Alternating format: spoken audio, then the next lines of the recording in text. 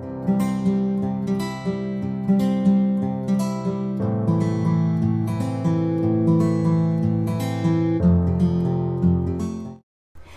everyone, welcome back to my YouTube channel. I hope you all are doing great.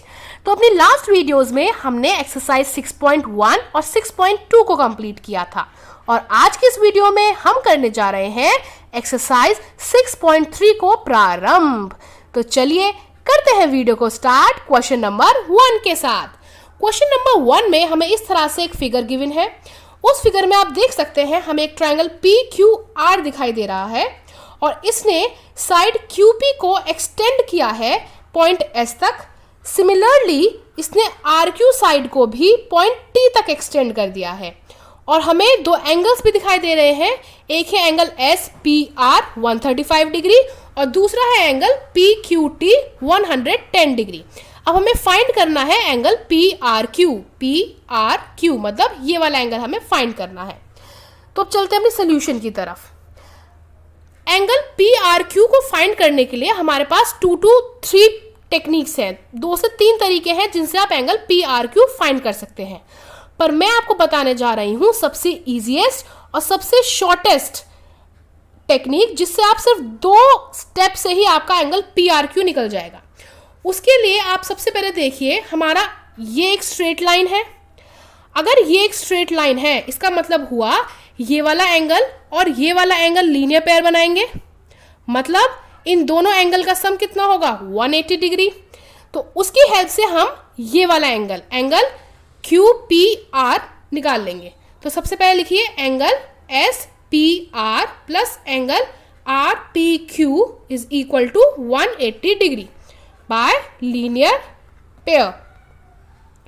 मतलब SPR ये वाला angle plus angle RPQ ये वाला angle, इन दोनों angle का सम होगा 180 डिग्री, क्योंकि दोनों एक स्ट्रेट लाइन पे बन रहे हैं।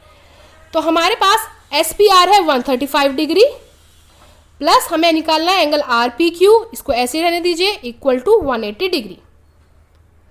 अब एंगल RPQ को लेफ्ट हैंड साइड पे छोड़ के 180 के पास पहुंचाइए 135 को, जो पॉजिटिव था और यहाँ पर आके हो गया नेगेटिव।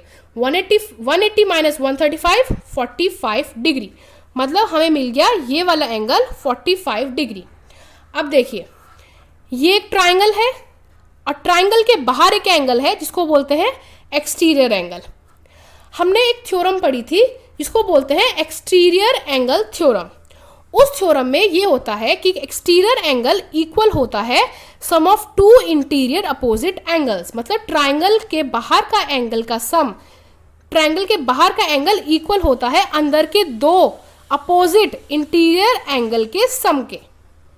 अगर मैं बोलूं एंगल PQT इक्वल होगा angle PRQ plus angle RPQ के, मतलब ये वाला एंगल इक्वल होगा PQT इस वाले एंगल के, PRQ प्लस एंगल RPQ इन दोनों एंगल के सम के।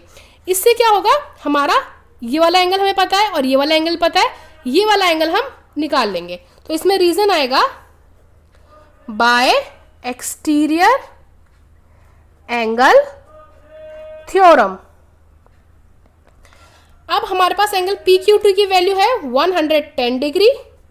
हमें निकालना है angle PRQ plus angle RPQ की वैल्यू हमने अभी निकाली है 45 डिग्री। 110 के पास ये 45 को पहुंचा दीजिए, ये 45 पॉजिटिव है, यहाँ जाके नेगेटिव हो जाएगा, एंगल PRQ यहाँ पर रह जाएगा। 110 minus 45 65 degree equal to angle PRQ।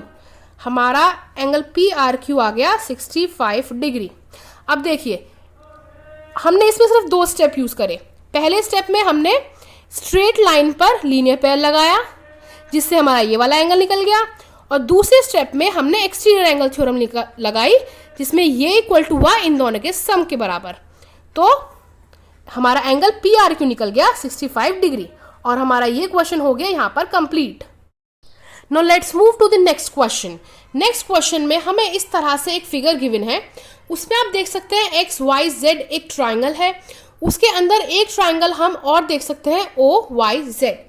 हमें दो एंगल्स गिवन है, एंगल x 62 डिग्री और एक्स वाई जेड ये वाला एंगल गिवन है 54 डिग्री, और ओ वाई और ओ जेड दो रेज बाइसेक्ट करती हैं एक्स वाई जेड एंगल को, मतलब इस वाले एंगल को बाइसेक्ट कर रही है ओ वाई रे, और ओ जेड रे बाइसेक्ट कर रही है इस वाले एंगल को। इसका मतलब बाइसेक्ट का मतलब होता है divide into exactly two equal parts, मतलब ये वाली रे इस पूरे एंगल को दो इक्वल पार्ट्स में डिवाइड कर रही है। सपोज अगर ये पूरा 54 डिग्री गिवन है हमें, तो 54 का हाफ होगा 27, मतलब ये वाला एंगल भी 27 डिग्री होगा और ये वाला एंगल भी 27 डिग्री होगा। अब हमें फाइंड करना है ओ जेड वाई ये वाला एंगल और Y O Z this one. उसके लिए हमें सबसे पहले एक अननोन एंगल जो हमारे पास है z, अगर हम बड़े वाले ट्रायंगल में देखें एक्स वाई जेड में हमारे पास x की वैल्यू है 62 डिग्री, y की वैल्यू है 54 डिग्री, z हमारे पास नहीं है। पहले हम ये अननोन एंगल निकाल लेते हैं पूरे बड़े वाले ट्रायंगल में से। क्यों? क्योंकि उसकी हेल्प से ही हम हाफ करके ये छोटा वाला एंगल निकाल लेंगे ओ जेड वाई जो हमें निकालने के लिए बोला गया है। तो मैं इसको अलग बना के आपको दिखा रही हूं ताकि आपको थोड़ी भी कंफ्यूजन ना रहे। एक्स वाई जेड, यहां पर ये 62 डिग्री गिवन है और ये वाला एंगल 54 डिग्री गिवन है और हमें निकालना है ये वाला एंगल। तो इसके लिए आप लिखिए in triangle X Y Z angle X plus angle Y plus angle Z is equal to 180 degree. Angle sum property of triangle,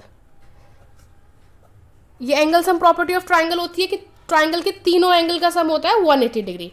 अब हमारे पास यहाँ पे x है 62 डिग्री, आप देख सकते हैं, y है 54 डिग्री, ये भी हमें गिवन है, और हमें निकालना है z को ऐसे रहने दीजिए। 62 plus 54 116 plus angle z is equal to 180 degree, angle z is equal to 180 degree minus 116 is equal to 64 degree.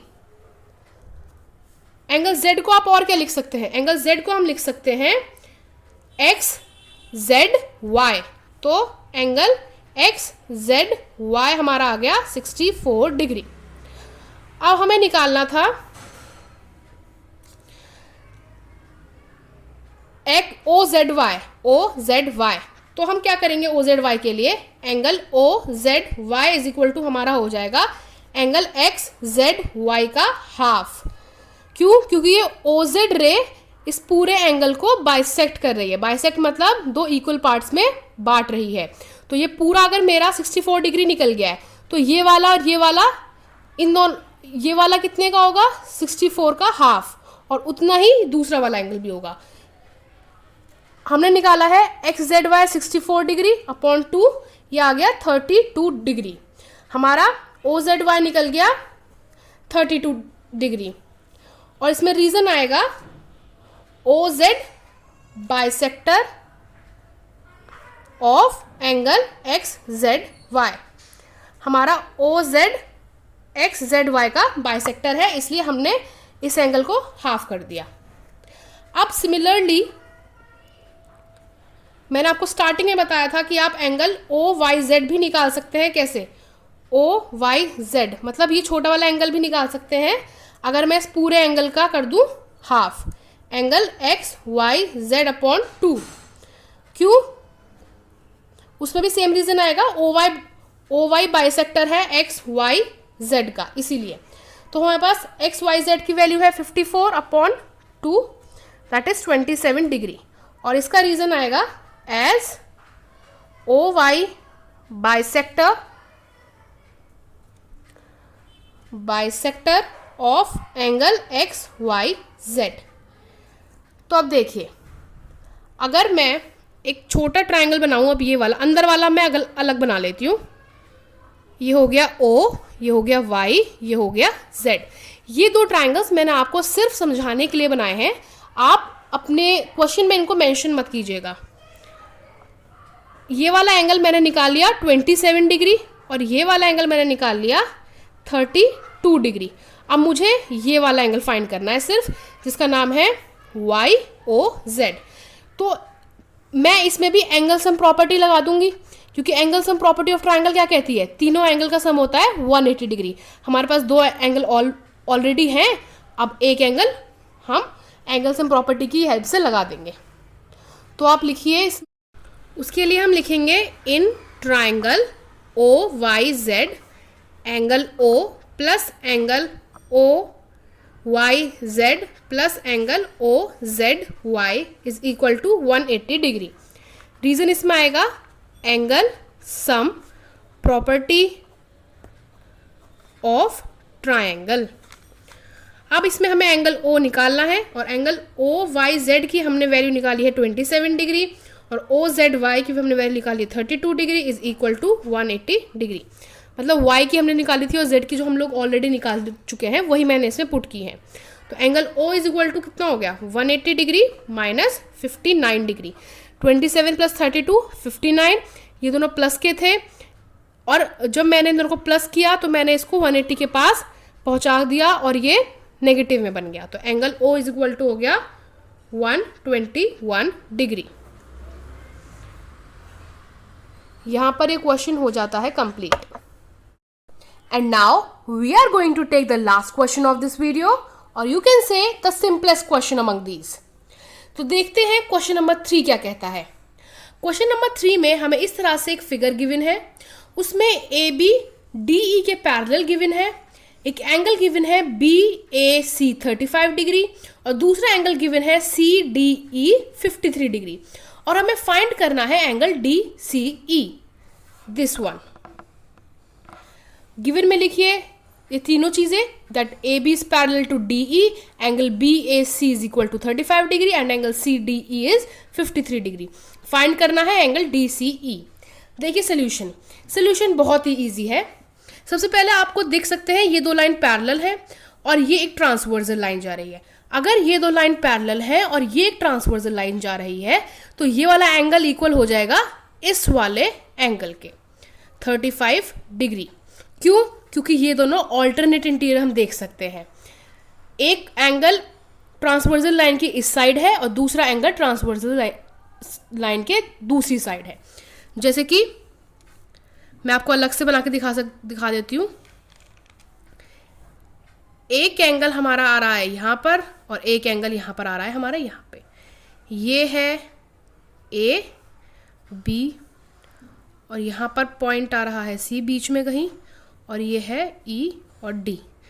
ये है 35 डिग्री और ये भी हो जाएगा 35 डिग्री। इस तरह से आ रहा है। ये मैंने आपको सिर्फ समझाने के लिए बनाई है, आप इसको ड्रॉ मत कीजिएगा। अब हम बढ़ते हैं, तो यहाँ पर हम लिखेंगे angle BAC is equal to angle CED is equal to 35 degree. और इसमें रीजन आएगा हमारा they are alternate interior angles. अब देखिए आप इस फिगर में ये देख सकते हैं एक ट्राइंगल बन रहा है CDE, और इस ट्राइंगल के हमें दो एंगल्स पता है और हमें तीसरा हमें फाइंड करने के लिए बोल रहा है। तो इसमें हम लगाएंगे इन triangle CED angle sum property of a triangle. Angle sum property of triangle क्या बोलती है?